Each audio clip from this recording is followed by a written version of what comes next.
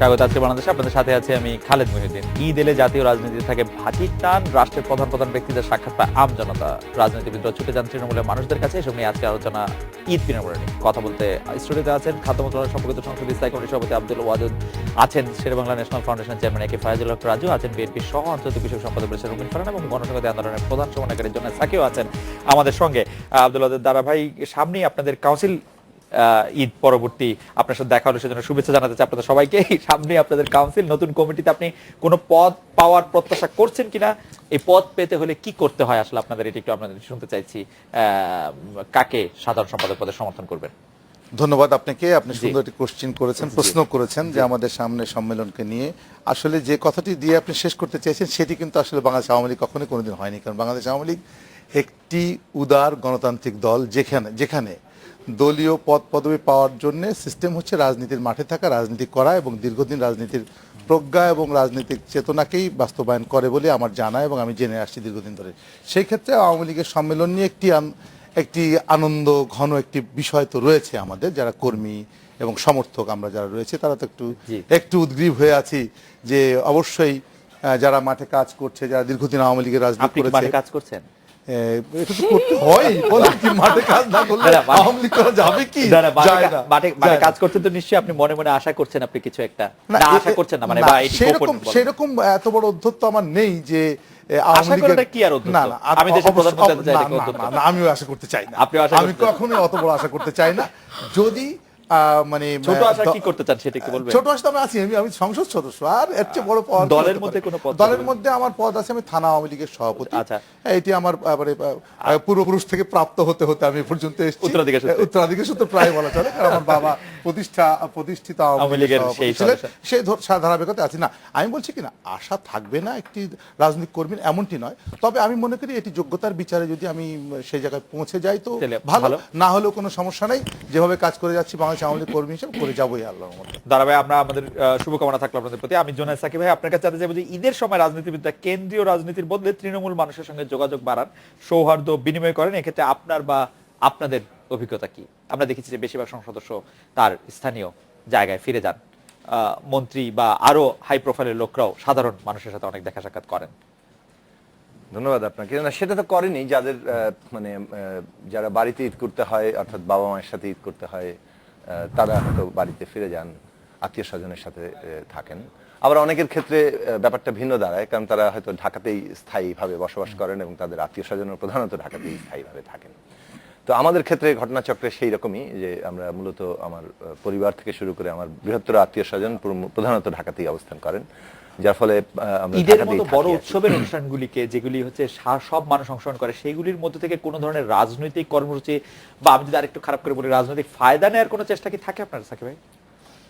না, প্রথমত সামাজিক ধর্মীয় অনুষ্ঠানের, মানে বিশেষভাবে ধর্মীয় অনুষ্ঠানের কোনো রাজনৈতিক ব্যবহার আসলে আমরা কখনোই করার চেষ্টা করি না। কারণ ধর্মীয় অনুষ্ঠানটাকে ধর্মীয়ভাবেই আমরা পালন করার চেষ্টা করি এবং তার সাথে যুক্ত হওয়ার চেষ্টা করি। ফলে ঈদের নামাজ পড়া, আত্মীয় স্বজনের সাথে দেখা করা কিংবা আমাদের বন্ধু বান্ধবদের সাথে দেখা করা, সেই জায়গাগুলো সামাজিক উৎসবের জায়গা থেকে, রাজনীতির জায়গা থেকে, রাজনীতির জায়গা থেকে না। আমি রাজু ভাই আপনার কাছে জানতে চাইবো যে আওয়ামী লীগের নতুন কমিটিতে তরুণদের জায়গা দিতে হলে প্রবীণ ও জ্যেষ্ঠদের বেশ কয়েকজনকে জায়গা ছাড়তে হবে। কাদের এখন অবসরের সময় হয়েছে বলে আপনি মনে করেন? আপনাদের মতো তরুণরা যারা, আমরা আপনার একটি পরিচয় দিয়েছি আওয়ামী লীগ নেতা, তারা কাউন্সিল নিয়ে কি আশা করছেন? প্রশ্নটি নিঃসন্দেহে খুবই মানে সময়োপযোগী এবং বেশ ভালো প্রশ্ন, বাট আমার দুঃসাহস নেই এইভাবে বলার যে এক্স্যাক্টলি বললে আর এটা হবে না। I cannot pinpoint exactly যে ওইভাবে বা আইডেন্টিফাই ওয়ান বাই ওয়ান যে, বাট হ্যাঁ এটা ঠিক যে আওয়ামী লীগ অন্যতম একটি গণতান্ত্রিক প্রাচীনতম দল বাংলাদেশের, অ্যান্ড সেদিক থেকে যদি দেখেন গণতান্ত্রিক মানে চর্চা, ডেমোক্রেটিক যে আপনার নর্মস, সেসব মেনেই তো এই দল চলছে দীর্ঘদিন যাবত, এবং সেই চর্চার ভিতর দিয়েই একটি অংশ হিসেবে যেহেতু সম্মেলন হচ্ছে আমাদের, তো সবার ভিতরে একটি, দাঁড়াভাই যেভাবে বলেছেন, উনি তো আমাদের দলের, তো বলেছেন যেভাবে যে সবার ভিতরে একটা উচ্ছ্বাস, আনন্দ ঘন একটা পরিবেশের হবে এবং আকাঙ্ক্ষাও আছে। মনের ভিতরে যে উকি দিচ্ছে না সে কথা বলাটা আমার মনে হয় যে মিথ্যাই বলা হবে। But frankly speaking, if you want my personal opinion, দলের ভিতরে যেহেতু আওয়ামী লীগের সামনে একটি বড় ভিশন আছে, আমাদের মাননীয় প্রধানমন্ত্রী বিশেষ করে আমাদের নেত্রীর সামনে, যে এখন এটাকে দাঁড় করেছে 2041 পর্যন্ত বাংলাদেশ, মানে ব্রডার পার্সপেক্টিভে উনি জিনিসটাকে দেখছেন, বাংলাদেশের জায়গাটাকে বড় ক্যানভাসে। সেই জায়গায় যদি যেতে হয়, আমার তো মনে হয়, আমাকে আমি বিশ্বাস করি, পার্সোনাল ওপিনিয়ন এগেইন, যে নতুন বিশেষ করে যারা তরুণ নেতৃত্ব আপনি তরুণ দেওয়ার নেতৃত্ব, মতো রাজু, আপনি কি তরুণ? কোয়ালিফিকেশন রাখে বা যোগ্যতা রাখে। আপনি কি তরুণ? আমরা তো মধ্য বয়সী, আমাদের তখন প্রায় 50, তো আমরা তো সেই অর্থে একটা মাঝামাঝি জায়গায় আছি, সুযোগ পেতে পারি, এবং সুযোগ পাওয়ার জন্য আশায় বুক বাঁধতেই পারি। তরুণ হিসেবে নাকি? ওয়েল, সেমি তরুণ আর কি, Semi তরুণ এটা। অলমোস্ট। আচ্ছা, রুমিন অনেক হাসছে। রুমিনের আসলে পরীক্ষা এবং রেজাল্ট সবই শেষ। আন্তর্জাতিক বিষয় সম্পাদকীয় কমিটিতে রুমিন বেশ রুমিন ফারানা হয়েছেন। রুমিন, আপনার অভিজ্ঞতা কি? আসলে রাজনৈতিক দলগুলি যখন কাউন্সিল করে তখন আসলে তরুণদের প্রাধান্য দেওয়ার কথা, তরুণদের সামনে আসার কথা আমরা অনেক সময় শুনি। আপনি কি সেটির বাস্তব প্রয়োগ দেখতে পান কিনা? আমার দলে সেটা হয়েছে, বিএনপিতে সেটা বিএনপিতে সেটা হয়েছে। হয়েছে, তরুণরা আপনারা এসেছে। এই কাউন্সিলে দেখেছেন যে প্রচুর তরুণ নেতৃত্ব এসেছে Standing এবং committee-তে। স্ট্যান্ডিং কমিটিতে যেতে হলে যে উপদেষ্টা পরিষদে। অভিজ্ঞতা, উপদেষ্টা পরিষদে। প্রজ্ঞা এবং যেই মানে পরীক্ষার ভেতর দিয়ে যাওয়ার সময়, এটা একটা সময়ের ব্যাপার আছে। চট করে একটা 30-32 বছরের তরুণরা ছেলে বা কোথায় মেয়ে আসলেন গিয়ে যেখানে আগে উঠে ছিলেন যেতে পারে না স্ট্যান্ডিং কমিটিতে। তরুণরা কোথায় আসলেন আগে ছিলেন না আমি যেখানে? তো আছি সহ আন্তর্জাতিকে, তো এসছে না এরকম সহ সম্পাদকীয় অনেকগুলো পদে আপনারা দেখবেন যে নারী নেতৃত্ব এসছে, BNP তরুণরা এবার যে বড় এসছে হয়েছে এবং সেটি নির্বাহী আপনাদেরকে কমিটিতে নিয়ে এসছে। হ্যাঁ, বড় হয়েছে, এটাকে আমি খুব পজিটিভলি দেখছি আচ্ছা। এ কারণেই যে একটি দল যখন দীর্ঘ সময় ক্ষমতার বাইরে থাকে তখন দেখা যায় যে অনেক ত্যাগী নেতাকর্মীর সংখ্যা কিন্তু বাড়ে। এটা কিন্তু পরীক্ষার সময়, আমরা কিন্তু এখন ক্ষমতায় নেই, এটা আমাদের এখন পরীক্ষার সময়। কারা কাজ করছে, কারা দলের জন্য ত্যাগ স্বীকার করছে, কারা সময় দিচ্ছে, এবং যারা এই ত্যাগ স্বীকারটি করছে, সময় দিচ্ছে, তারা ন্যাচারালি এক্সপেক্ট করে যে তাদের এক ধরনের মূল্যায়ন হবে। এখন মূল্যায়নটা কিভাবে আপনি করবেন? একটি দলে তাকে যথাযথ পদ দেওয়ার মাধ্যমে, সম্মানিত করার মাধ্যমেই তো আপনাকে ইউজুয়ালি যথাযথ মূল্যায়ন মূল্যায়নটা করা হয়। হয়েছে? ওয়েল, দল যেটা ভালো মনে করেছে দল সেটাই করেছে, এবং দলের ব্যাপারে আমার আস্থা ধরে নিলাম আছে। আপনাকে যথাযথ মূল্যায়ন করা হচ্ছে, আপনি কি করেছেন যে তার জন্য আপনি যথাযথ মূল্যায়ন পেলেন? দেখুন, মানে কি চেয়েছেন পার্টি আপনার কাছ থেকে? পার্টি নিশ্চয়ই, যেহেতু আমাকে সহ আন্তর্জাতিক দিয়েছে, পার্টি আশা করেছে যে আন্তর্জাতিক মহলে আমি কাজ করব, এবং আমি নিশ্চয়ই কিছু না কিছু দলের জন্য করেছে, যে কারণে এই দল মনে করেছে যে আমাকে সহ আন্তর্জাতিক দেওয়া যায়। আরেকটা ব্যাপার আমি একটু বলি, কোন দলই, শুধু নট নেসেসারিলি বিএনপি, যে কোনো দল, আমরা অনেকে মনে করি কি যে বোধহয় একক ইচ্ছায় বা একজনের সুইট উইলে অনেক সময় আমরা মনে করি যে পদগুলো দেওয়া হয়। বিষয়টা কিন্তু তেমন নয় এ কারণেই যে কোনো ব্যক্তি বা যিনি উচ্চ পর্যায়ে আছেন দলের, বা যিনি নীতি নির্ধারণী পর্যায়ে আছেন, তিনি নিজের স্বার্থে এবং দলের স্বার্থেই কিন্তু সুইট উইল ওভাবে এক্সারসাইজ করতে পারেন না। তাকে অনেক কিছু দেখতে হয়, দেখার পরেই দলটিকে নিজের দলের স্বার্থেই তাকে অনেক বিষয় বিবেচনা করবার পরে পদ দেওয়ার বিষয়টি আসে। কি নিয়ামকের ভিত্তিতে ঠিক করা হয়? কাজ কেমন করছে, কি ত্যাগ করছে দলের জন্য, দলের শীর্ষ নেতৃত্ব কি হ্যাঁ, মনে করছে? আমি আপনাকে সেটাই বলছি যে শীর্ষ নেতৃত্বের কথাও যদি আপনি বলেন, যে উনি কিন্তু নিজের সুইট উইল হয়ে দিতে পারেন না, ওনার যাকে ইচ্ছা তাকে যা ইচ্ছা তাই পদ দিতে পারেন না দলের স্বার্থেই, কারণ এই দলটির হাত ধরেই তাকে প্রধানমন্ত্রী হতে হয়। দলের স্বার্থ ছাড়া অন্য ইচ্ছা করবেনই কেন? এক্স্যাক্টলি, তাকে উনি তো দলের ইচ্ছা, দা ইচ্ছা হারসেলফ।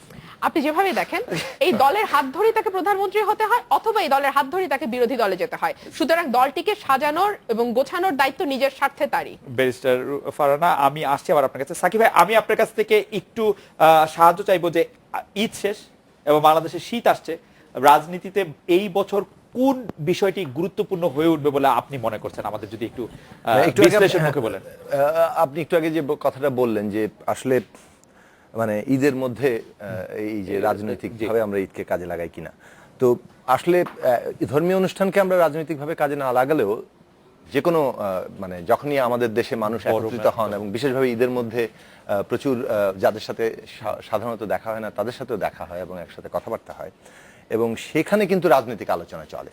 ফলে কোনো কিছুই শেষ পর্যন্ত রাজনীতির বাইরে আসলে থাকতে পারে না। এমনকি ঈদের যে মিলনীগুলো বড় নিয়ামক কি হতে যাচ্ছে সামনে, যদি একটু বলেন। সেটাই, এবং আমরা দেখেছি যে এই পুরো, আমি আমার পারিবারিক ভাবে যাদের সাথে মিলিত হয়েছি এবং সামাজিকভাবে যাদের সাথে মিলিত হয়েছি, সব জায়গায় রাজনীতি খুবই গুরুত্বপূর্ণ আলোচনা, বা বলা চলে প্রধান আলোচনা, ওইটাই প্রধান আলোচনা হয়েছে। এবং রাজনৈতিক আলোচনার মধ্যে বর্তমান শাসন ব্যবস্থা যেভাবে চলছে, এবং তার মধ্যে যে জনগণের যে অবস্থা, নিরাপত্তাহীনতা থেকে শুরু করে তার যে ন্যূনতম অধিকারগুলো, এমনকি তার প্রাইভেসি যাকে বলে, তার যে ব্যক্তিগত পরিসর সংকুচিত হয়ে সাকিব ভাই, যাচ্ছে এই সেইগুলো রাজনৈতিক থেকে। এবং মৌসুমে- সাধারণভাবে এই আমাদের রাজনৈতিক দেশে মৌসুমে একটা- কোনগুলি বেশি প্রায়োরিটি পেতে পারে আছে রাজনৈতিক অঙ্গনে, সেটি জানতে না, চাচ্ছি। দেশে এই যে একটা মানে গণতান্ত্রিক শাসনের অভাব গণতান্ত্রিক এবং শাসনের এক ধরনের মানে একচেটিয়া শাসন চলছে, সে বিষয়ে মানুষের একটা কনসার্ন, গণতান্ত্রিক সে বিষয়ে শাসনের কেউ তাদের উদ্বেগগুলো আছে। একই সাথে সুন্দরবন, যেটা নিয়ে আমরা সুন্দরবন রক্ষার আন্দোলন করছি, রামপাল বিদ্যুৎ প্রকল্প সহ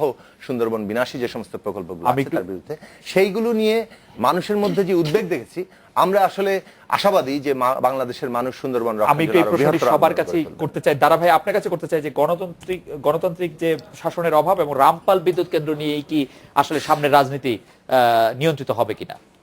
আমি মনে করি সেটা হওয়ার কোনো সুযোগ নেই, কারণ রামপাল বিদ্যুৎ মানে গণতন্ত্র শাসনের এতটাই অভাব যে আমরা এটা বলতে পারবো না। না না না, আমি তা বলছি না। আমি বলছি যে আমি রামপালটা শেষ করে গণতন্ত্রের কাছে আসবো। আসলে বিষয়টি হলো যে সাকিব ভাই যে লাইনে কথা বলছে, আসলে বাংলাদেশে যারা বাম রাজনীতির সাথে সম্পৃক্ত, আমি দোষী করছি না, আমি কথার জন্য বলছি, সেটি হলো যে বাম রাজনৈতিক দলগুলোর জন্য দেখেছি যে যদি কোনো কারণে ধরেন একটি বড় কাজ রাষ্ট্রের জন্য করা হবে, ওনারা গিয়ে এমন কি হতে পারে, অনেক সময় দেখা গেল যে গাছ ধরে কান্নাকাটি করলে গাছটি কাটা যাবে না, কিন্তু যখন গাছটি কেটে ওখানে কিছু করা হলো তখন কিন্তু ওনারা গিয়ে ওখানে বক্তৃতাবাজি করে এবং কথাও বলে। তো এই যে বাম রাজনীতির যে একটা ধরন বাংলাদেশে হয়ে আসছে, সেরকম জায়গাটা মানুষের কোথায় গাছ ধরে কান্নাকাটি হয়েছে, মানুষের গাছটা বিশ্বস্ত করে জায়গাটা বিল্ডিংটা এতই হয়েছে এবং আমরা সেখানে বক্তৃতা দিয়েছি, বলেন না একটু। দুর্বল হয়ে যায় যে সেই জন্য উদাহরণ সহকারে বাম কথা বলেন। রাজনৈতিক দলগুলো এগোতে পারে না, জনগণের ম্যান্ডেটটা তারা নিতে পারে না। আসলে হয়েছে কি, রামপাল যে বিষয়টি আছে, বলছে, বামরা না, না, আমি সেটাই হলো, বলি কিন্তু- আর গণতন্ত্রের কথা বলি। এখন গণতন্ত্র আপনি কিভাবে বিশ্লেষণ করেন, আমি কিভাবে বিশ্লেষণ করি, যে সেট রুল অফ গণতন্ত্র আছে আমাদের দেশে, সেই সেট রুল গণতন্ত্রকে আমরা প্রত্যেক দেশই কালচার করে, প্রত্যেক সরকারি কালচার করে, প্রত্যেক বিরোধীর কালচার করে। এখন রাজনৈতিক আন্দোলনের ক্ষেত্রগুলো নানাভাবে নানা কারণ হয়, যেমন বিগত দিনে যে আন্দোলনগুলো হলো, মানুষ কাটো পোড়ো মারো কাটো ধরো, এই মানে পাকিস্তানি কায়দা। তার মানে আপনি বলছেন আমি যে বলছি গণতান্ত্রিক আপনার পরিবেশ ভালো আছে। আপনার বক্তব্য পরিষ্কার। তাহলে কোন বিষয়গুলি নিয়ে আলোচনা হবে বলে আপনি মনে করেন? বা রাজনীতি নিয়ামকের ক্ষেত্রে কোন বিষয়গুলি আলোচনা হবে, এরকম কোন রাজনীতি নিয়ে নিয়ামক নিয়ে হতে পারে। আসলে রাজনীতি মানেই তো ক্ষমতা কেন্দ্রিক রাজনীতি, ক্ষমতা পাওয়ার তাহলে- জন্য তো রাজনীতি মানুষ তাহলে কি করে, বিষয়গুলো ক্ষমতা আলোচনা- পেয়ে জনগণের সেবা করার জন্য। কি আমি মনে বিষয়- করি এই মুহূর্তে রাজনৈতিক আন্দোলনের ক্ষেত্র হচ্ছে একটি, যে বাংলাদেশে একটি সুন্দর নির্বাচনে সবাইকে পার্টিসিপেট করা উচিত। আচ্ছা, সেই নির্বাচন নিয়ে আলোচনা হতে পারে বলে আপনি মনে করছেন এই হ্যাঁ, সামনে হতে 3 মাসে? পারে, হতে পারে। রুমিন, আমি খুব সংক্ষেপে আপনি যদি বলতেন যে আপনার কাছে কি মনে হয় এই 3 মাস এই রাজনীতির মৌসুমে আপনার কাছে কোন বিষয়গুলি আলোচনা হবে বলে আপনার কাছে মনে হয়, বা আমার নিয়ামক কাছে কোনগুলো? মনে হয় যে গণতান্ত্রিক অধিকারগুলো বলছেন, ফিরে আসার গণতান্ত্রিক ব্যাপারটা অধিকার। আসবে, আমাদের বাক স্বাধীনতার ব্যাপারটা আসবে, এবং আমাদের আপনি এই মুহূর্তে কথা বলার ক্ষেত্রে কি বাক স্বাধীনতার অভাব বোধ করছেন? বোধ করছি না, কারণ এটা দেখুন, আপনি একজনকে exception cannot prove the rule. আমি কথা Okay. বলতে পারছি কিন্তু আরো অনেকেই কথা বলতে ভয় আপনার কি পাচ্ছে, এমন এবং এক আলাদা ধরনের যোগ্যতা অন্য সবার থেকে? self-censorship, অন্য সবার থেকে কেন আপনি আলাদা? আমি আমার সাহস আছে। ওকে, অন্যরা ভীতু। হ্যাঁ নিশ্চয়ই, অথবা অনেকে এক সেকেন্ড না, বৈদিন ভাই এক সেকেন্ড, জি। অনেকে ভীতু, অনেকে কথা বলার সুযোগ পাচ্ছেন না, কিন্তু তারা বলতে চাচ্ছেন। আচ্ছা, কিন্তু বলার সুযোগ পাচ্ছেন না। সুযোগ পাচ্ছেন। আমি একদমই রাজু ভাই এক বাক্যে জানতে চাইবো যে কোনগুলি রাজনৈতিক আলোচনা এবং রাজনৈতিক নিয়ামক হয়ে উঠতে পারে, এবং আসলে আমরা একটা ভীতির পরিবেশে বাস করছি কিনা। বেসে রুমিন ফারহানার মতো এতটা সাহসী না হলে কথাই বলা যাচ্ছে না। আমি তো লিবারেল ডেমোক্রেটিক লোক, আমি ওই আউটরাইট LDP আমি না, আমি বলছি লিবারেল ডেমোক্রেটিক ও, লোক, আচ্ছা, লোক, party না। Okay, মানে okay, okay, চিন্তা ভাবনার okay, okay, দিক থেকে। okay. তো আমি আউটরাইট ওভাবে রিজেক্ট করব না, তারা যেভাবে আমাদেরকে আউটরাইট করবে রিজেক্ট তা তো, করে। কারণ হচ্ছে হ্যাঁ। আপনার আমি পছন্দের সরকার তো ক্ষমতা। আমি বা- তাদের দৃষ্টিভঙ্গিটাকে কনসিডারেশনে নিয়ে, অর্থাৎ আমলে নিয়েই বলতে চাচ্ছি, সেটা হচ্ছে যে দেখেন, ইন পলিটিক্স একটা কথা আছে চালু, যে you never get what you deserve, you get what you negotiate only. আপনি কি নেগোসিয়েট করতে পারেন, নেগোসিয়েশনের মাধ্যমে আপনাকে বার করতে পারেন। অর্থাৎ মানে পলিটিক্সে না বিজনেসে নাকি দুটাতেই? ইন পলিটিক্স অলসো, বিকজ আচ্ছা। নেগোসিয়েশন, আই মিন আন্দোলন বলেন, তারপরে আপনার কথাবার্তা বলেন, সবই কিন্তু পার্ট অফ দি নেগোসিয়েশন। তো নেগোসিয়েশন হচ্ছে যে মেইন টুল।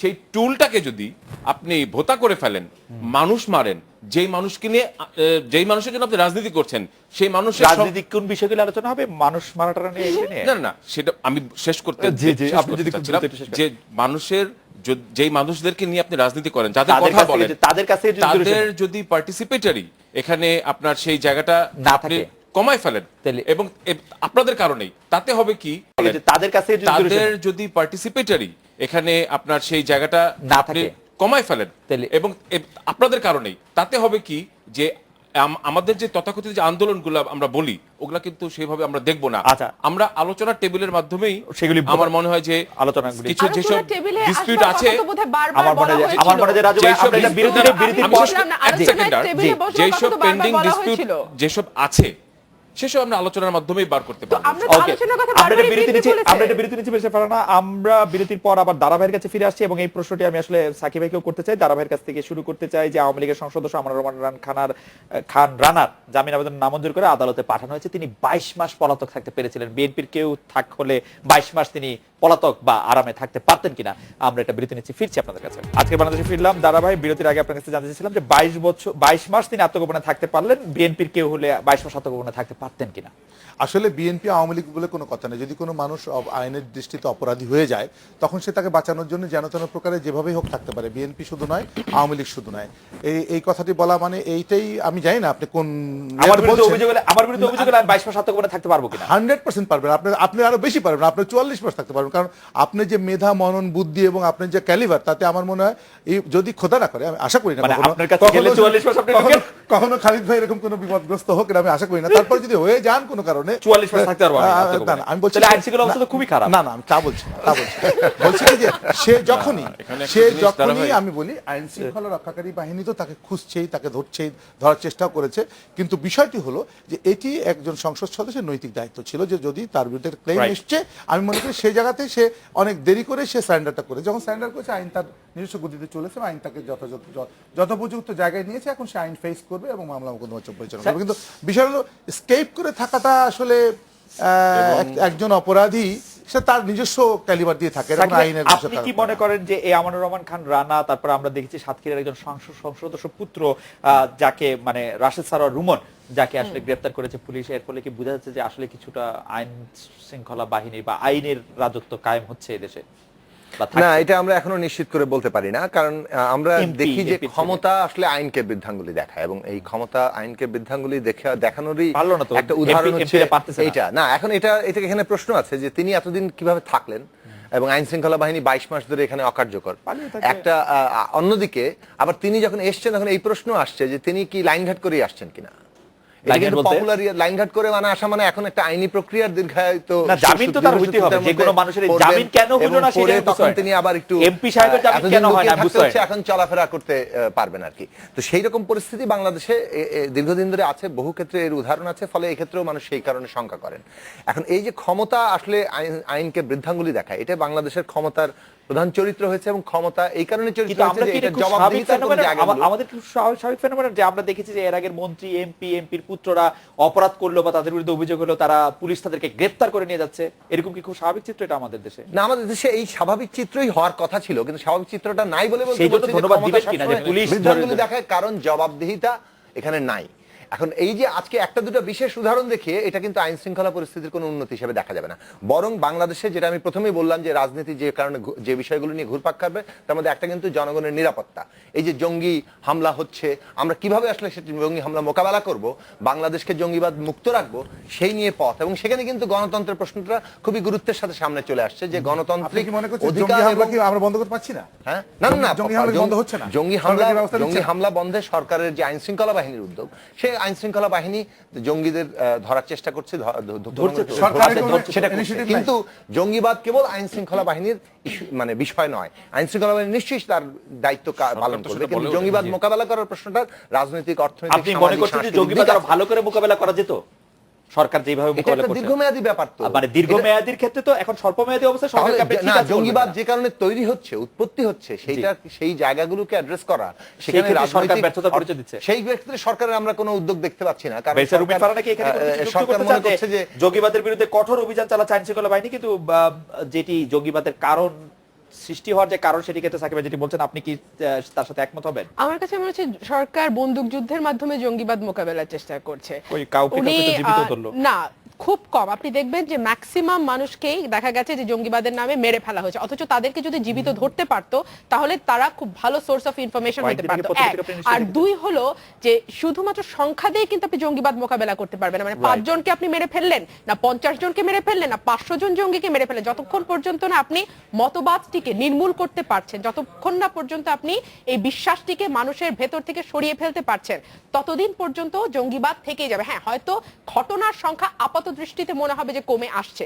কিন্তু দেখেন না 2005 সালের পরে কিন্তু বেশ দীর্ঘ সময় আমাদের এ ধরনের কোনো জঙ্গি আক্রমণ হয়নি। Right. তারপরেই কিন্তু আমরা দেখেছি 13 থেকে শুরু হয়েছে এবং 15-16 পর্যন্ত একটির পর একটি হামলা আমরা দেখেছি। আমার মনে হচ্ছে যে মূলটাতে যতক্ষণ পর্যন্ত আমরা না যাব, কারণগুলোকে যতক্ষণ পর্যন্ত আইডেন্টিফাই না করে অ্যাড্রেস না করব, ততক্ষণ পর্যন্ত আমার মনে হয় না যে আপনি এই বন্দুক যুদ্ধ করে বা আইন শৃঙ্খলা রক্ষাকারী বাহিনী দিয়ে আমি চট করে আপনার কাছে একটু মোকাবেলা শুনে নিতে করতে পারবো যে পারবেন। আপনার কাছে কি মনে হয় না যে সরকার অন্তত জঙ্গিবাদের ক্ষেত্রে বিএনপি কে দায়ী করতে চাইছে না, কাউকে জীবিত ধরে বলছে না যে বেশি রুমিন ফারহানা আমাকে আদেশ দিয়েছে?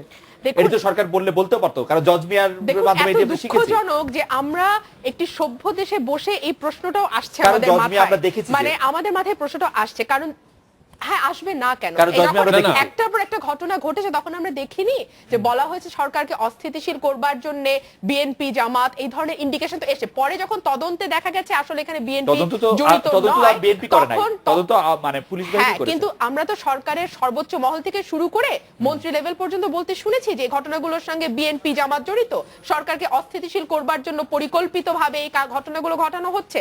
আপনার নিশ্চয়ই মনে আছে সেই সময় কিন্তু একটির পর একটি ঘটনাতে প্রথম দিকে বলা হচ্ছিল 24 ঘন্টার মধ্যে তদন্ত শুরুর আগে বলা হচ্ছিল যে এখানে বিরোধী দল জড়িত, সরকারকে অস্থিতিশীল করবার আমি জন্য এখানে করা add করতে হচ্ছে। জি, জি, এবং রাজু ভাই। তখন আমরাই বলেছিলাম যে যদি এভাবে আপনারা বলেছিলেন যে বারবার- সরকার প্রধান যা বলছেন সেই কথাই পুলিশ বাহিনী বলবে, অ্যাপারেন্টলি তা বলে নাই। Absolutely. রাজু ভাই, প্রথমে একটা বিষয় একটু যদি অ্যাড করতে সুযোগ দেন, আমাদের একজন সেটা হচ্ছে দর্শকের একটু মতামত আপনাকে একটু পড়ে শোনাতে চাই যে আচ্ছা। উনার কাছে খুব লজ্জা লাগছে কিভাবে এই মিথ্যা কথা বলে যারা সরকার সমর্থন করে তারা, কারণ 2014 সাল থেকে উনি কোনো নির্বাচনে কোনো ভোট দিতে পারেন নাই। আচ্ছা, ওটা নিয়ে আমরা পরে কথা বলবো, এটা সেকেন্ডারি। জি। secondary? জি, জুনায়েদ সাকিব ভাই যেটা বলছিল, যে আচ্ছা সেটা ফার্স্ট বলবো, বাট একটু পরে বলছি। আচ্ছা। ওইটাই প্রায়োরিটি। আচ্ছা, একটা হচ্ছে যে এই যে কালচার অফ ইম্পিউনিটি, এইটা কিন্তু আমাদের ভিতরে মনস্তাত্ত্বিক ভাবে কিন্তু চাপায় দেওয়া হয়েছিল 75-এর পরে বঙ্গবন্ধুর নির্মম হত্যাকাণ্ডের ভিতরে। আপনাকে ওই জায়গায় কিন্তু যেতে হবে ঘুরে ফিরে। এই জন্য যে এটা খুবই প্রাসঙ্গিক যে এই যে মেরে হত্যা করে বা আপনার কোন কোনো একটা অপরাধ অকাণ্ড করে, হ্যাঁ, অপরাধ করে you can run away, পার পাওয়া যায়। you can run away and you can get away, এই কালচারটা কিন্তু ছিল। এখন ওই জায়গায় আওয়ামী লীগ, এই বিএনপি, কালচারে জামাত, এই কালচারে আওয়ামী লীগের এমপিরা এত দক্ষ আমি হতে বলছি বিএনপির কালচারে আওয়ামী লীগ এমপিরা এত দক্ষ। আমি বলছি যে না, আচ্ছা, দাঁড়াভাই রক্ষী বাহিনীটা কাদের ছিল? প্লিজ একটু জি, interrupt জি। করেন মানে না। একটু বলেন না, রক্ষী আমি বাহিনীটা বলবো কাদের ছিল? সেটা বলবো। এখানে বিষয়টা হচ্ছে যে সদিচ্ছার প্রতিফলন এবং আইনের শাসন কি তার আপন গতিতে চলছে কিনা। আপনি দেখেন উনি কিন্তু দ্য এমপি, এখন যে উনি তো আমাদের দলের এমপি, জি, উনি মনোরম কিন্তু খান। হি ওয়াজ ডিনাইড বেইল। আচ্ছা, এখানে এখন বলছেন যে কেন বেল পায় না। বেল হয়তো সে আগে পরে কখন পাবে এটা আইনের ব্যাপার, কিন্তু সে যে ইনফ্লুয়েন্স করতে পারে না আদালতকে বা তার দল তার পক্ষে ইনফ্লুয়েন্স করে নাই, এটা তো এখানে আপনার- গত কয়েক বছরের নামে 50টি মামলা আছে, এর মধ্যে হত্যা আমি শেষ মামলাও করে নেই আছে। প্লিজ, আমাকে জি, জি, আমাকে- জি, জি, আমি- জি। আমি পর্যন্ত কিন্তু আছে interrupt তার করিনি। বিরুদ্ধে। আরেকজন এমপির, আমাদের দলীয় মহিলা এমপির ছেলে রনি, সে কিন্তু এখনো কারাগারে আছে। কারাগারে আমি আছে আরেকটু যোগ এবং করি, রনি ফেসিং ওনার- ট্রায়াল, ফেসিং। না প্লিজ আপনি আমাকে জি। পরে বলেন, আপনি whatever you want to say আপনি পরে বলেন। জি, আপনি বলতে চাইছেন যে আইন তার নিজস্ব জি, গতিতে চলছে। অর্থাৎ এইটা কিন্তু একটা বড় রিফ্লেকশন অফ ইওর গুডউইল যে আপনি কাউকে ছাড় ইউ দিবেন না। মেন বিজনেস আপনি কাউকে ছাড় দিবেন না। This time. আপনি কাউকে ছাড় দিবেন না। জি, সরকার সেটাই দেখাতে চাচ্ছে এবং আইন যে তার নিজস্ব গতিতে চলছে। আজকে বঙ্গবন্ধুর হত্যাকাণ্ডের যে আসামি দেখেন, সবকিছু কিন্তু নিয়মতান্ত্রিক আইনের ভিতর দিয়ে হয়েছে, কিন্তু এমন না যে রাস্তাঘাটে ধরে কিন্তু মেরে ফেলা হয়েছে ক্ষমতা আমি আবারও হাতে নিয়ে। রাজু ভাই আপনাকে ধন্যবাদ দিই। আমরা একটা বিরতিতে চলে যাচ্ছি, বিরতির পর ফিরে এসে দাঁড়াবে আমি একটা নতুন প্রসঙ্গ অবতারণা করতে চাই যে নিহত জঙ্গির যে কিশোর পুত্রকে রিমান্ডে দিয়েছে আদালত, আপনি নিশ্চয়ই জানেন সেটি নিয়ে আপনি কি বলবেন? যে আদালত রিমান্ডে দিচ্ছেন যার বয়স আসলে 14 বছর, তো সেটি কতটা জরুরি? আমরা পক্ষে বিপক্ষে নানা ধরনের মতামত পাচ্ছি। আমরা একটা একাডেমিক ডিসকাশন আপনার কাছে শুনতে চাই, যে আপনাদের কাছে শুনতে চাই যে 14 বছরের ওই কিশোর পুত্রকে রিমান্ডে দেওয়াটা আসলে কতটা জরুরি আছে। আমরা একটা বিরতি নিয়ে ফিরছি আপনাদের কাছে। ফিরে এলাম আজকে বাংলাদেশে। জনাব আব্দুল ওয়াদুদ দারা ভাই, আপনার কাছ থেকে জানতে চেয়েছিলাম যে নিহত জঙ্গির কিশোর পুত্রকে রিমান্ডে দিয়েছে আদালত, বিষয়টি নিয়ে আপনার। না, এটি এটি এটি অত্যন্ত অত্যন্ত কি বলবো, সেনসিটিভ একটি আলোচনা। সেটা আমি যতটুকু আমার বোধে আসে আমি ততটুকু বলবো, কিন্তু তার আগে ছোট্ট একটি উত্তর দিয়ে নিই আমি রুমিন ফারহানা। সেটি হলো 2005 সাল থেকে 13 সাল পর্যন্ত বাংলাদেশে কোনো জঙ্গি হামলা হলো না, কোনো জঙ্গিরা কোনো উত্থান করলো না। কারণ জঙ্গিকে নার্সিং করে করে করে করে বিএনপি একটি জায়গায় নিয়ে গেল। 13 সালে মানুষ ঢালাও ভয় মারা শুরু করলো। তখন যারা গুপ্ত জঙ্গি অন্যান্য সংগঠন তারা উদ্গ্রীব হলো এবং তারা উৎফুল্ল হলো যে জঙ্গিবাদের একটি বোধহয় জয় জয়কার হতে পারে। ঢালাও কিন্তু মন্তব্য হচ্ছে দারা ভাই। আমি আমি বলি- আমি বলি- আমি বলি- আমি বলি- আমি বলি- আমি বলি- আমি ভেবেছিলাম আমি কোনোভাবে interrupt করবো না। তাহলে কিন্তু 3 মিনিট দেবো। আমি বলছি- Please, আমি শেষ করি। please, আমি- আমি শেষ করি। আমি 3 মিনিট দেবো কিন্তু। Disputed question of আমি fact বলি- নিয়ে কথা না, বললেন যে এখন এই, মন্তব্য না আমার করা কথা- অসম্ভব please, ব্যাপার। please, আমার 1 মিনিট নাই। আচ্ছা, আমি please, 3 মিনিট। দাঁড়াবেন, দাঁড়াবেন। আমি বলছি যে সেটি এইটুকু না হলো বললে সেই চাকরি কারণে থাকবে না। সেই কারণে জঙ্গিরা এরকম, আর সরকার যে এরকম ভাবে একটি চরমভাবে একটি কি বলে মানে ব্যবস্থা গ্রহণ করবে যার পরিপ্রেক্ষিতে জঙ্গিরা আপাতত হোক এবং ভবিষ্যতের জন্য হোক তারা নির্মূল হবে অথবা নির্মূল হচ্ছে জন্য তারা চুপচাপ থাকবে, এটি হয়তো তারা বুঝতে পারে। যাই হোক, এখন আপনি যে কোশ্চেনটা করেছেন যে 14 বছরের একটি কিশোরকে আইন শৃঙ্খলা রক্ষাকারী বাহিনী কোর্টে দিয়ে তাকে রিমান্ড নিয়েছে। এখন কিশোরদের বিচারের জন্য বাংলাদেশে আইন আছে, কিন্তু বিষয়টি হলো এটি জাতির জন্য একটি খুবই মর্মান্তিক বিষয় যে একটি 14 বছরের শিশু কিশোর তার বাবা এবং তার সিনিয়রদের হাত ধরে জঙ্গি হয়ে যাচ্ছে। সেই জঙ্গি পুলিশ যখন তাদেরকে ধরতে গেল তখন সে পুলিশের উপরে অস্ত্র নিয়ে ঝাঁপিয়ে পড়লো। তখন পুলিশ তার কাছ থেকে কথা যখন বের করতে পারছে না তখন বোধহয় বাধ্য হয়ে পুলিশ তাকে রিমান্ড আবেদন করেছে। আমি জানি না এটি নিয়ে আরো বোদ্ধারা কি বলবে, তবে আমার ধারণা যদি এই কিশোরটি সহজ সরলভাবে তার ক্রিয়াকর্মের কথা এবং তার জানা কিছু যদি বলে দিতে পারতো তাহলে বোধহয় পুলিশ এতটা ড্রাস্টিক হতো না। আমি মনে করি এটা নিয়ে আলোচনা হওয়া দরকার। পরিষ্কার করেছেন পয়েন্ট। আমি রাজু ভাই আপনার কাছ থেকে একদম খুব সংক্ষেপে জানতে চাইবো যে এটি বিষয়ে আপনার আলাদা কোনো মতামত আছে কিনা, এই যে নিহত জঙ্গির না কিশোর পুত্র? তেমন কোনো আলাদা নাই, অলমোস্ট দ্য সেম। বাট এখানে একটা জিনিস হচ্ছে কি যে ছেলেটাকে যে ধরেছে এখানে ওর কাছ থেকে তো কিছু তো জানতে হবে, তথ্য তো আপনার মানে খুব স্পেসিফিক ভাবে আপনাকে জানতে হবে। জানতে হলে আপনাকে তো রিমান্ড ইজ নট নেসেসারি যে এখানে আপনার তেমন কোনো হার্ড অ্যান্ড ফাস্ট কোনো কিছু হবে। এখানে আমার মনে হয় যে সফট ভাবেও তাকে অনেক কিছু বের করা যেতে পারে, বিকজ সেটি রিমান্ড ছাড়া সম্ভব ছিল না। না মানে ইউ ক্যানট, আপনি তো রিমান্ড না চেয়ে আদালতের শরণাপন্ন হয়ে আপনি প্রসিডিউরের মাধ্যমে রিমান্ড না চেয়ে আপনি তো আনঅফিশিয়াল একটা মানুষকে you cannot hold him or her তাকে জিজ্ঞাসাবাদ করার জন্য।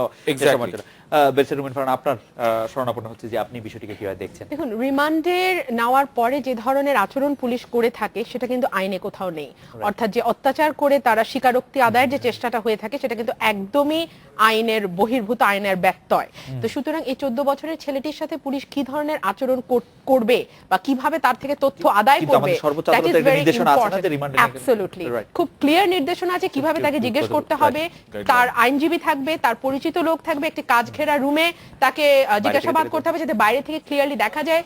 রিমান্ডে নেওয়ার আগে তার শারীরিক অবস্থা কেমন ছিল সেটি পরীক্ষা করতে হবে। রিমান্ডে নেওয়ার পরে তার শারীরিক অবস্থা কি দাঁড়ায় সেটি পরীক্ষা করতে হবে। কারণ খুব আনফরচুনেট যে বাংলাদেশের সংস্কৃতিতে আমরা দেখেছি রিমান্ডে নেওয়ার পরে মানুষ মারা পর্যন্ত গেছে। তো সুতরাং এই 14 বছরের ছেলেটির সঙ্গে কি ধরনের আচরণ করা হচ্ছে রিমান্ডে, দ্যাট ইজ ভেরি ইম্পর্টেন্ট। যদি আইন অনুযায়ী তাকে প্রশ্ন করে তার থেকে তথ্য নেওয়া হয় তাহলে তো নিশ্চয়ই আমরা তো দেখেছিলাম ডিসিডিবি আপনার ওই যে রুবেলকে সিদ্ধেশ্বরীর আপনার টর্চার করে আপনার জুতার যে ফিতা সেটা দিয়ে আপনার ইয়ে করে বের করছে। এসব তো দৃষ্টান্ত আছে। দারা ভাইয়ের একটা কথা একটু আমাকে ফিরতে হচ্ছে, আমি সরি খালেদ ভাই, যে উনি ওনার মতো একজন সিনিয়র পলিটিশিয়ান কি করে উনি এরকম ডিসপিউটেড কোয়েশ্চেন অফ ফ্যাক্ট যেটা নিয়ে আদালতে মামলা পেন্ডিং আছে, যে পেট্রোল বোমা এবং যে উনি বলছিলেন আন্দোলনের কথা, সেই আন্দোলনে যে হত্যাগুলো হয়েছে সেগুলো উনি কার ঘাড়ে চাপাতে চাচ্ছেন আমার কাছে খুব পরিষ্কার নয়। দুঃখজনক যে একদমই বিএনপি করে নাই। না না আপনার পয়েন্ট থেকে এগুলো বিএনপি করে নাই।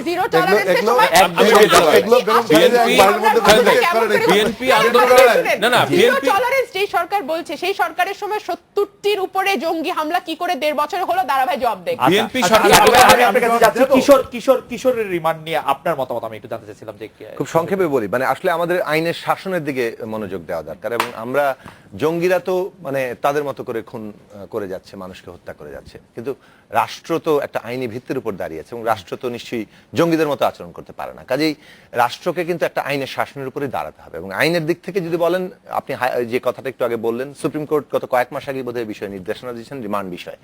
তাহলে প্রাপ্তবয়স্কদের হাইকোর্টের যে রায়টা 2003 সালে সেটা দিয়েছে, পরবর্তীকালে এই যে রুবেলের কেসকে কেন্দ্র করে সুপ্রিম কোর্ট এটাকে আপহোল্ড করেছেন। এবং তার মানে প্রাপ্তবয়স্ককেই রিমান্ডে নেওয়ার ক্ষেত্রে সুপ্রিম কোর্টের নানান নির্দেশ, সেখানে অপ্রাপ্তবয়স্ককে সেই রিমান্ডে নেওয়া যায় কিনা সেই প্রশ্ন নিশ্চয়ই তুলতে হবে। এবং একজন শিশু যতক্ষণ পর্যন্ত সে সরকারি ঘোষণা অনুযায়ী শিশু, তাহলে সে যদি কোনো অপরাধ করে তাহলে বাংলাদেশের যে শিশু আদালত কিংবা শিশুদের ক্ষেত্রে বিচারের যে প্রক্রিয়া এবং আন্তর্জাতিক যে সেই কনভেনশনগুলো অনুযায়ী আমার মনে হয় পরিচালিত হওয়া দরকার। কেননা রাষ্ট্র এই ধরনের ঘটনাগুলো কিন্তু প্রেসিডেন্স, আইনের ক্ষেত্রে প্রেসিডেন্স অত্যন্ত গুরুত্বপূর্ণ ভূমিকা পালন করে। ফলে এই সমস্ত দৃষ্টান্ত ভবিষ্যতে অন্য যে কারোর জন্যই যে অপরাধে যুক্ত না তার ক্ষেত্রেও প্রযোজ্য হয়ে যাবে, তখন কিন্তু বিপজ্জনক পরিস্থিতি সৃষ্টি হবে। আমাদের রাষ্ট্রকে দীর্ঘমেয়াদী জায়গা থেকে বিবেচনা করা দরকার এই এবং বিষয়গুলি- আইনের শাসনকে ঊর্ধ্বে তুলে ধরে কিন্তু আসলে এই ধরনের জঙ্গি তৎপরতাকে রাজনৈতিকভাবে মোকাবেলা করা যায়। সেই জায়গায় রাষ্ট্র দুর্বলতা দেখালে রাষ্ট্র কিন্তু এই আসলে জঙ্গিবাদকে আমরা একটা মোকাবেলা বিরতি করতে নেওয়ার পারবে পরে না, বেরিসা উল্টো পৃষ্ঠপোষকতা দিবে বলে আমার মনে হয়। আমি একটু বিরতি নেওয়ার পরে বেরিসা ফারহানার কাছে ফিরতে চাই যে আজ পুলিশ দাবি করেছে, আপনি জানেন যে টিএমপি বলেছে যে গুলশানের শোলাকিয়ায় জঙ্গি হামলা ব্যবহৃত অস্ত্র অর্থ দুটোই বিদেশ থেকে এসেছে এবং তারা আসলে কারা এর সাথে জড়িত সেটি চিহ্নিত করতে পেরেছেন। জঙ্গিবাদের অর্থায়ন অস্ত্রায়নের বিদেশি যোগসূত্র কিভাবে দেখছেন সেটি আমরা আপনাদের কাছে একই প্রশ্ন আপনাদের কাছে জানতে চাইবো। আমি বেরিসা রুমিন ফারহানা থেকে শুরু করতে চাই, একটা বিরতি নিয়ে ফিরে এসে ফিরে এলাম। আজকে বাংলাদেশে আমি বেরিসা রুমিন ফারহানা অস্ত্র অর্থ দুটোই বিদেশ থেকে এসছে বলে বলছে। গুলশানের শোলাকিয়ায় জঙ্গি হামলা ব্যবহৃত এই অর্থায়ন অস্ত্রায়নের বিদেশি যোগসূত্র কিভাবে দেখছেন আপনি আন্তর্জাতিক বিষয়? দেখুন, আওয়ামী লীগ একসময় একটা ধোঁয়াশা তৈরি করেছিল যে দেশে আল কায়দা আছে কি নেই। একসময় তারা বলেছিল আল কায়দা এবং আইএস আছে, পরে তারা অস্বীকার করেছে বিভিন্ন সময়। কিন্তু একটি বিষয় তারা স্বীকার করেছে যে দেশীয় যে জঙ্গিরা এই ধরনের ঘটনাগুলো ঘটাচ্ছে তাদের সঙ্গে সিরিয়া, ইরাক বা আফগানিস্তানের এক ধরনের যোগসূত্র আছে, অর্থাৎ বিদেশি যে জঙ্গিরা আছে তাদের সঙ্গে এক ধরনের যোগসূত্র তাদের আছে, এটা তারা স্বীকার করেছে। কারণ আপনি দেখুন, যখন স্বরাষ্ট্রমন্ত্রী বলছেন যে বিদেশি যে জঙ্গিরা আছে তাদের সঙ্গে এক ধরনের যোগসূত্র তাদের আছে, এটা তারা স্বীকার করেছে। কারণ আপনি দেখুন, যখন স্বরাষ্ট্রমন্ত্রী বলছেন যে দেশে আইএস নেই, ঠিক একই দিনে তথ্যমন্ত্রী কিন্তু বলেছেন যে আল কায়দার প্রশিক্ষণপ্রাপ্ত 8,000 জঙ্গি বর্তমানে বাংলাদেশে আছে। এবং ওনাদের বলবার বাইরেও আমরা পত্রিকায় দেখেছি যে তার তথ্যমন্ত্রী স্পেকুলেশন থেকে বলেছেন 8,000 আল কায়দা প্রশিক্ষণপ্রাপ্ত জঙ্গি বাংলাদেশে আছে। এখান থেকে কিন্তু বোঝা যায় যে বিদেশের সঙ্গে এক ধরনের যোগসূত্র তারা রক্ষা করে। এবং এই যোগসূত্র মানে কি, আইএস বা আল কায়দা তো আর ওই দেশীয় লোক এসে বাংলাদেশে হামলা করবে না, তাদের মতাদর্শে বা তাদের আদর্শে বিশ্বাস করে বা তাদের সঙ্গে কোনো ধরনের যোগসূত্র রাখে, তারাই এই ধরনের হামলাগুলোর সঙ্গে জড়িত। এবং তারা কিভাবে সাহায্য করতে পারে? নিশ্চয়ই অর্থ এবং অস্ত্র দিয়ে। সুতরাং এটা তো স্বাভাবিক যে তাদের অস্ত্র এবং অর্থ পেতেই পারে এই দেশের আইন শৃঙ্খলা রক্ষাকারী বাহিনী, এখানে অবাক হবার কিছু নেই। এবং বিশ্ব জুড়েই এক ধরনের বৈশ্বিক অস্থিতিশীলতা তো আছেই, বৈশ্বিক জঙ্গিবাদের এক ধরনের উত্থান আমরা দেখছি চারপাশে। তো সুতরাং তাদের এই যোগসূত্রটি আপনি প্রতিষ্ঠিত করছেন। রাজু ভাই, আপনি যদি খুব সংক্ষেপে এই বিষয়টা একটু আমি বলতে চাই যে দেখেন, জঙ্গিবাদের ব্যাপারটা নিয়ে সরকারের অবস্থান একদম প্রথম থেকেই, ডে 1 থেকে একদম আপনার ট্রান্সপারেন্ট ছিল এবং আপনার এখানে স্ট্রেট ফরওয়ার্ড বক্তব্য আসছে।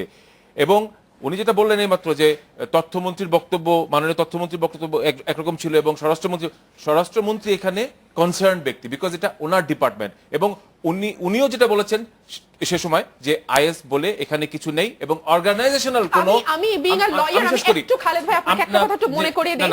আইএস এর সমন্বয়কারী হিসেবে কিন্তু অনেককে গ্রেফতারও করা হয়েছে এই সরকারের সময়। আমি শেষ করে নেই, কারা কারা কনক্লুসিভ স্টেটমেন্ট আপনি অস্ত্র অর্থের ক্ষেত্রে, অর্থায়ন অস্ত্রায়নের ক্ষেত্রে বিদেশি যোগসূত্র কিভাবে দেখছেন সেটা যদি বলেন। মানে আমাদের মন্ত্রীরা অনেক কথা বলে, মন্ত্রীদের কথা না, স্পেকুলেটিভ স্টেটমেন্ট আসতে পারে, বাট কনক্লুসিভ স্টেটমেন্ট আপনার সমস্ত কিছুর পরে আসতে হবে। এখন মনে করেন যে এই যে জঙ্গি, আমরা সাধারণত কনক্লুসিভ স্টেটমেন্টটা আগে আসতে দেখি।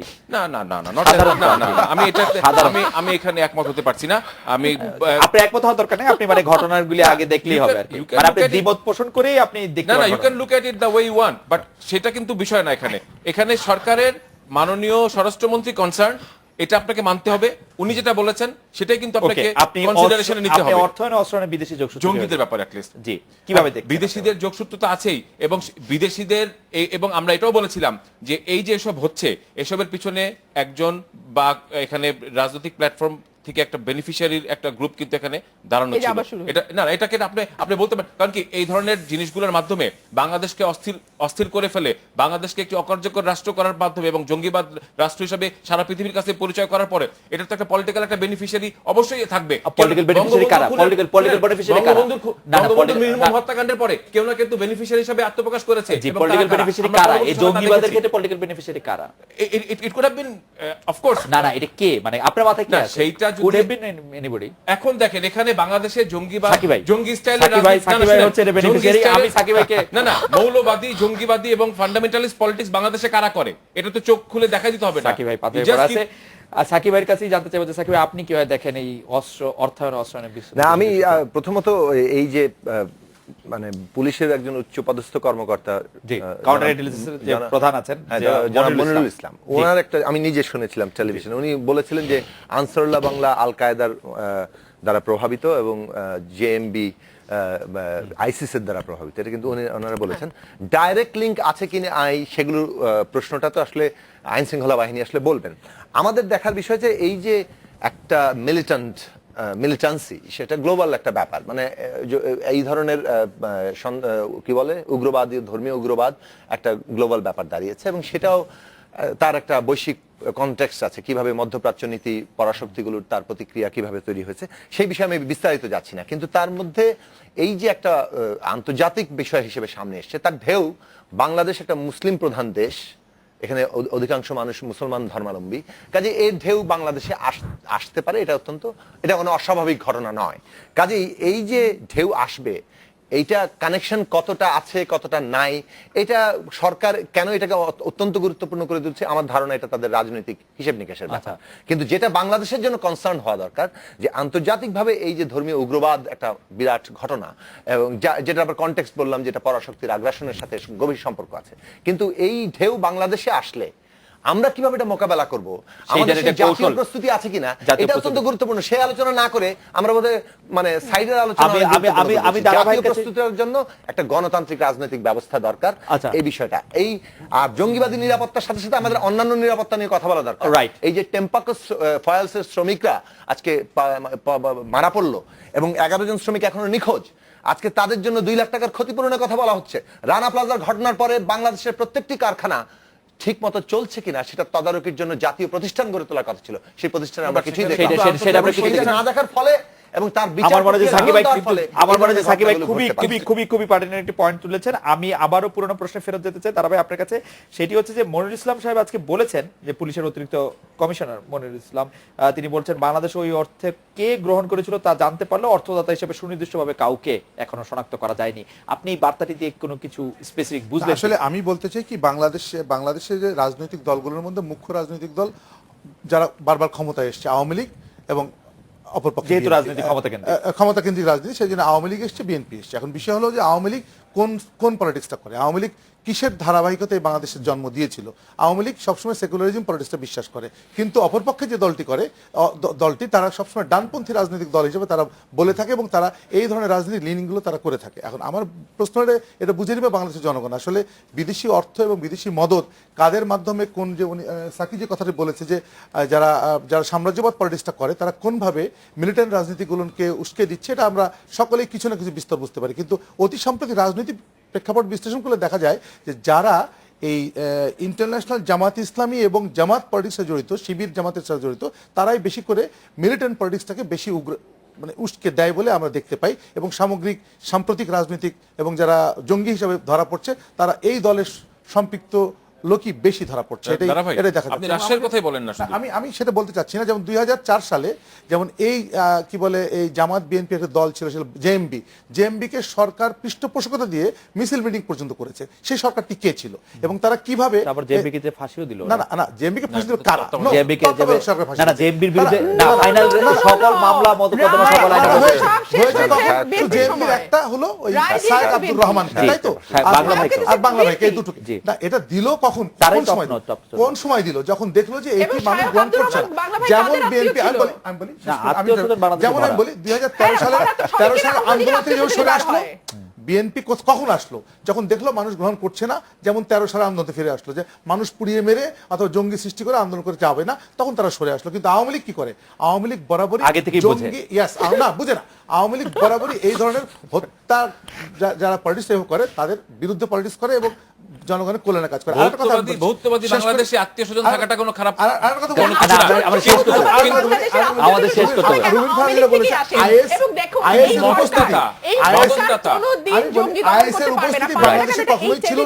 সরকার কখনো বলেনি, মন্ত্রীরা কখনো বলেনি। এখন তথ্যমন্ত্রীর কথা বলেছে, সাকি বলল যে উগ্রবাদের যে সামগ্রিক বিশ্বে যে উগ্রবাদের একটি কি বলবো একটা আস্ফালন দেখা যাচ্ছে, তারই একটা ঢেউ হয়তো বাংলাদেশে লাগতেও পারে এবং তাকে গ্রিপ করছে কারা? এটি কিন্তু বাংলাদেশের জনগণ সকলে বোঝে। এই বলে কারা ক্লিপ করছে? আমি কিন্তু বুঝতেছি, বাংলাদেশের জনগণের মধ্যে আমিও একজন, আমি বুঝতে পারতেছি না। না না, আপনি ঠিক বুঝতে পেরেছেন কিন্তু বলতে চাচ্ছেন না। আমি বলতে আমার চাই, বোঝাটাও যদি আপনি বোঝেন সেটা খুব মহা সমস্যা কিন্তু। না, আমি বলি মনিরুল ইসলাম সাহেব যে কথাটি বলছে সেটি হয়তো অল্প দিনের মধ্যে আমরা এটা বোধহয় প্রকাশও করতে পারবো যে কারা উগ্রবাদকে আসলে উস্কে দিয়ে একটা পর্যায়ে তো আমরা না চাই। খালেদ ভাই, আমরা তো একটা পর্যায়ে আমাদের আসছি, শেষ করে দিতে হবে। আমরা তো একটা পর্যায়ে আসছি। এই যে এই 2 মাসের ভিতরে আপনার জঙ্গিদেরকে ধরা, আইডেন্টিফাই করা, তাদেরকে ট্র্যাক ডাউন করা, তাদেরকে আপনার কয়েকজনকে রাউন্ড আপ করা, এবং অনেকে কিন্তু সরকারের সঙ্গে এনকাউন্টারে মারাও গেছে। দারা ভাই, রাজু ভাই, সাকিব ভাই এবং বেশা ফারহান, আপনাদের অনেক ধন্যবাদ। এই ছিল আজকে বাংলাদেশে দেখা হচ্ছে আগামীকাল এই সময়। শুভরাত্রি।